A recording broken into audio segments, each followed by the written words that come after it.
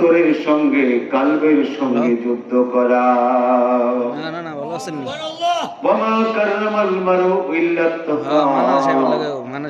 মানুষের কোনো মর্যাদা নাই, কোনো সম্মান নাই, কোনো ইজ্জত নাই, মানুষকে মানুষ হিসেবে গণ্য করা যায় না ইল্লাত্তুকা, যদি তার মধ্যে আল্লাহ পাকের ভয় না থাকে, ভীতি ছাড়া, ভয় ছাড়া, তাকওয়া ছাড়া ওই মানুষটাকে সম্মানিত মানুষ হিসেবে বলা যাবে না। যাবে কিনা বলেন? চেয়ারম্যান হবে, মেম্বার হবে, এমপি হবে, মন্ত্রী হবে, হতে পারে, কিন্তু দুনিয়ায় সম্মান পাবে, এটা হচ্ছে দুনিয়াবি বিষয়। কিন্তু আমার নবীজি বলেছেন, আল্লাহ বলেছেন, ইন্না আকরামাকুম ইনদাল্লাহি আতকাকুম। আমার আল্লাহ বলছেন, ও দুনিয়ার মানুষ, ইন্না আকরামাকুম ইনদাল্লাহি, আমার তোমাদের মধ্যে সবচাইতে সম্মানিত ব্যক্তি আমার কাছে সে, অর্থাৎ তিনি আমি আল্লাহকে সব চাইতে বেশি ভয় করে।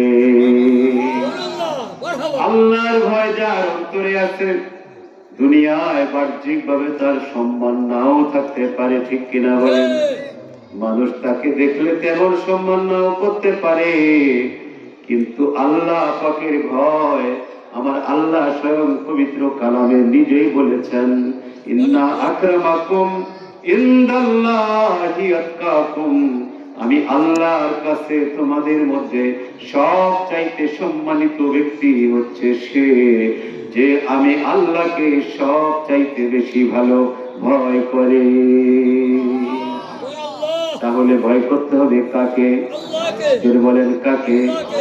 আল্লাহ পাকের ভয় যদি কারো অন্তরে থাকে, ওই মানুষটাকে আমার আল্লাহ বলছেন, আমি তাকে সব চাইতে আমার কাছের মানুষ মনে করি, আর তোমাদের মধ্যে সব চাইতে সম্মানিত ব্যক্তি আমার কাছে ওই মানুষটা।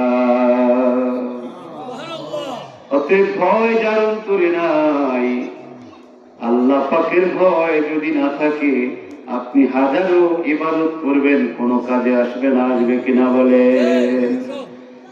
ও বন্ধু, এজন্য বলতে চাই, এখনো যে সব বাইরা দোকান পাটে বাড়ি ঘরে বসে আছো, আজকে 37তম মাহফিল, দোয়ার মাহফিল, ওয়াজ মাহফিল, ইসালে সব মাহফিল, জোর করি আলহামদুলিল্লাহ। আল্লাহ পাকের একজন ওলি আলেম যিনি ছিলেন, তার রুহে মাগফিরাত, তার স্মরণে আজকের এই মাহফিল আয়োজন করা হয়েছে। আউলিয়ায়ে কেরামের সম্মান আমাদেরকে দিতে হবে। আউলিয়ায়ে কেরামের সম্মান যদি না থাকে, কারণ আমার আল্লাহ তো বলেছেন, আলা ইন্না আউলিয়া আল্লাহি লা খাউফুন আলাইহিম ওয়ালা হুম ইয়াহজানুন।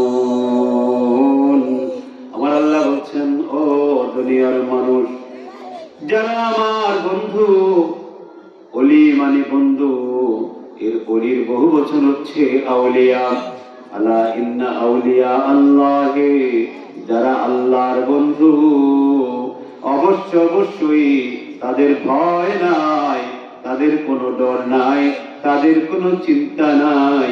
দুনিয়ার জমিনে যেমন চিন্তাহীন ভাবে চলবে, পরকালেও আমি আল্লাহর কাছে ওই মানুষগুলো, ওই ওলি আমার বন্ধুরা, আমি আল্লাহর সান্নিধ্যে সারাক্ষণ থাকবে।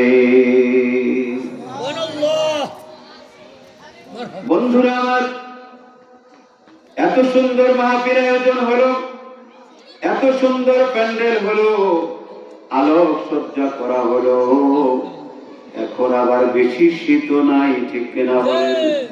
আজকের এই মাহফিলে আমরা আসলাম না, যারা আসতে পারে নাই কিংবা আসে না, দোকানে পাটে রাস্তাঘাটে ঘরে বসে বসে যারা আলোচনা করছেন, সময় নষ্ট করছেন, ও বন্ধু, হতে পারে আজকের এই মাহফিল তোমার জীবনের শেষ মাহফিল হয়ে যেতে পারে। মাহফিল হযরত মাওলানা ওসমান গনি রহমতুল্লাহ আলাইহির স্মরণে আগামী বছর যদি হায়াতে বেঁচে থাকি তাহলে এই মাহফিলে আসার সুযোগ হবে।